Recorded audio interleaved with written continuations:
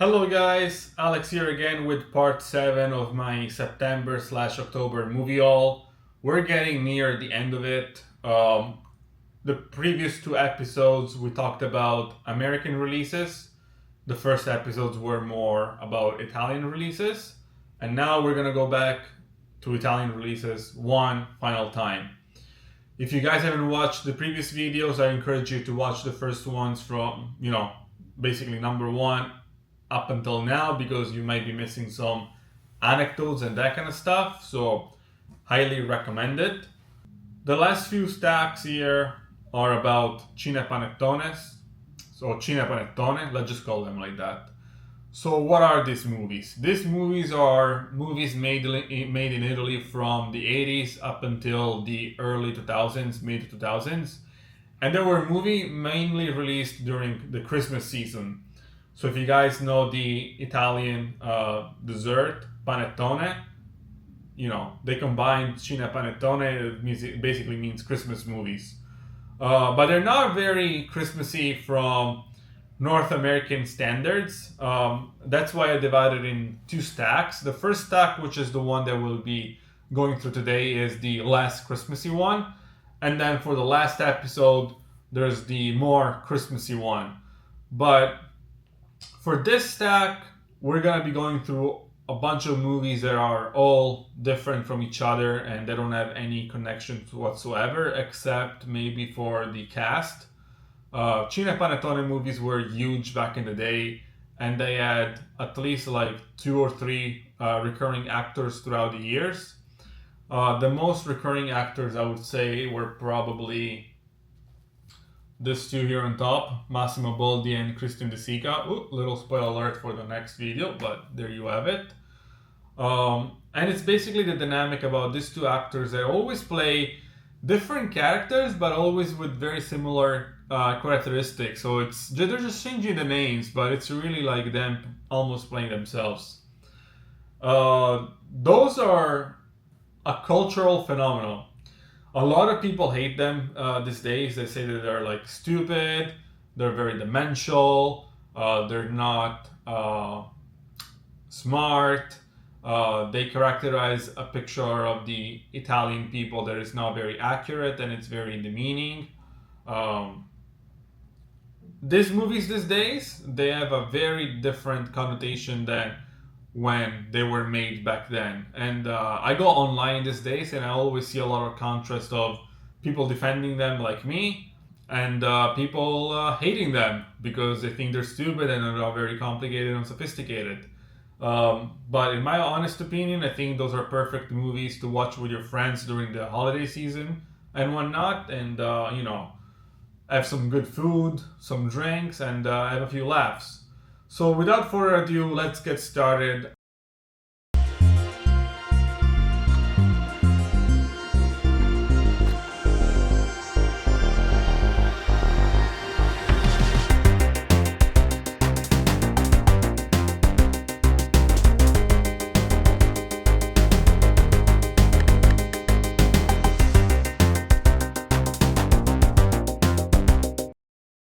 Come ti chiama muchacha, bella muchacha? Paolo, Come me? Ma non sarai mica un uomo, eh? no, estoy travestido.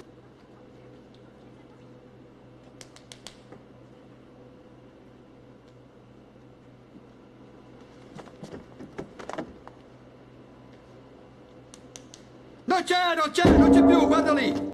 The first one is Bodyguards, or Guardie del corpo. Basically, what this movie is about is a bunch of Italian men that they end up being bodyguards, but have no business in being bodyguards. So they end up, getting the job, and they end up getting this high-profile clients. So you have like supermodels, you have actresses, you have actors, you have all sort of things, and obviously they're not qualified for the job, so they get into funny situations.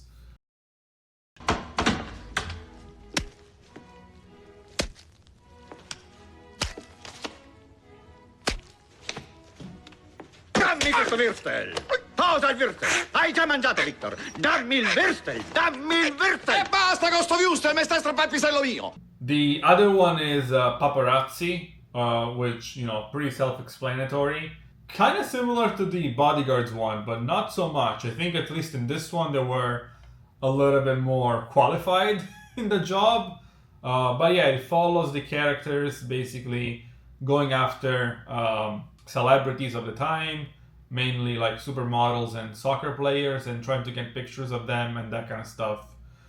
Usually with these movies, the plot is very superficial, and there's a little bit of a plot that is a little bit more serious, but it's mostly a very superficial movie and a lot of comedy bits, because the people that made those movies were actually comedians to begin with.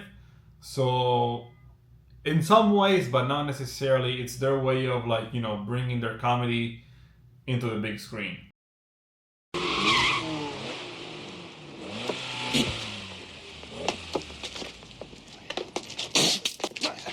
Maleducato! Senti un po' se pusso.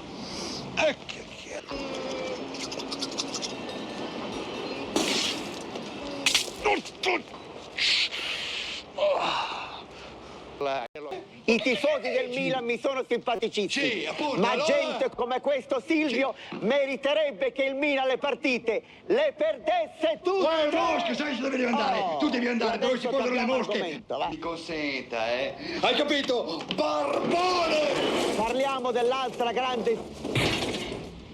Il mio televisore! Dio.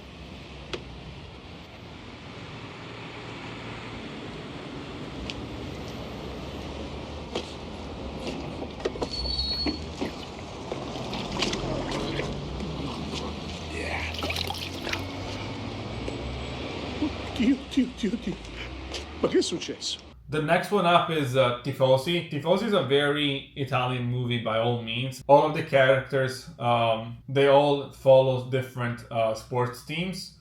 So they, you know, they hate each other. And it's basically a bunch of storylines mixed together where characters of rivaling teams, they end up in interesting situations and all that sort of stuff.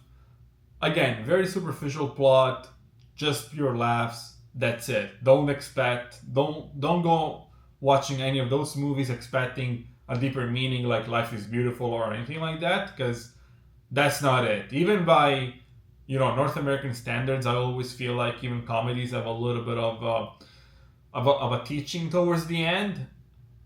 Those ones, they don't really have a teaching. I think you really have to criticize them for that. They do have some more serious, dramatic moments, but it's nothing in comparison.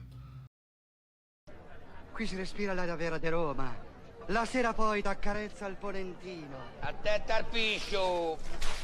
The next one is S.P.Q.R. 2,000 years and a half ago or something like that, which basically followed a fictionalized Julius Caesar, played by Christian De Sica, a lawyer going after him for like tax evasion and that kind of stuff. And this is actually one of my favorite one because surprisingly enough, it stars Leslie Nielsen.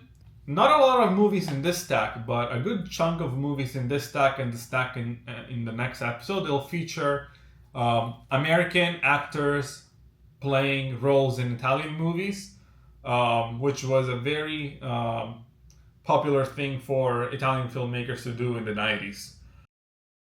Parents strongly caution the following programs are intended for mature audiences over the age of 18. These programs may contain some material that many parents would not find suitable for children and may include intense violence, sexual situations, coarse language, and suggestive dialogue.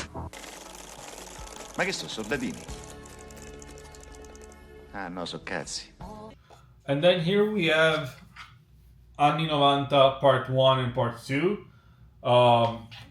This is basically segments of episodes, and it just depicts life how it was in the 90s with, Yuppies and, even like advertisement on TV. So back in the day on TV, they used to have this pubblicità progresso, which would be very like progressive ad spots. And here they're kind of like making fun of it, how some of the stuff is actually backwards and that sort of thing. Yeah, once again, very Italian movie.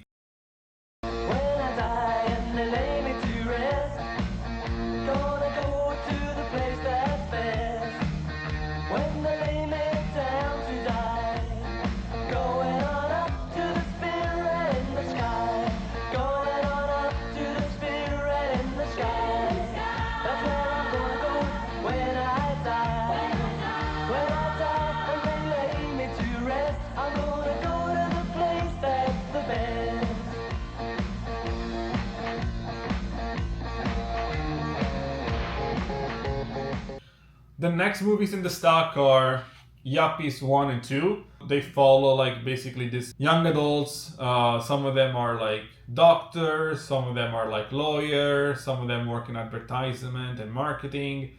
And it's about following the funny dynamics of this duo. Porca miseria, che bestia! Sì, capirei. Si fai complimenti da solo. No, non la mia! Quella bestia lì! Il lucertolone! Per carità d'amore! Il principe! Mi ha preso al lazzo! Mi ha cuccato il pipino! Oddio, il lucertolone frocio! Oddio, mi succhia via! Mi succhia via! Sta brutta mamma! Per piacere, facci qualche cosa! Mi sta perdendo la voce!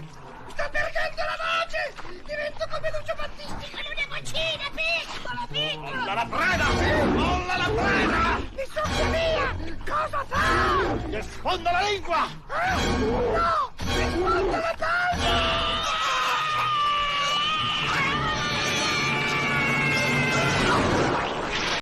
Io sono Tom McGrath. Paul McDermott. Robert McGregor. Duncan McQueen. John McLaughlin. Cheeseburger McDonald! Computer Macintosh. These are the last movie in the stack for this video, and they are A Spasso del Tempo Part 1 and Part 2.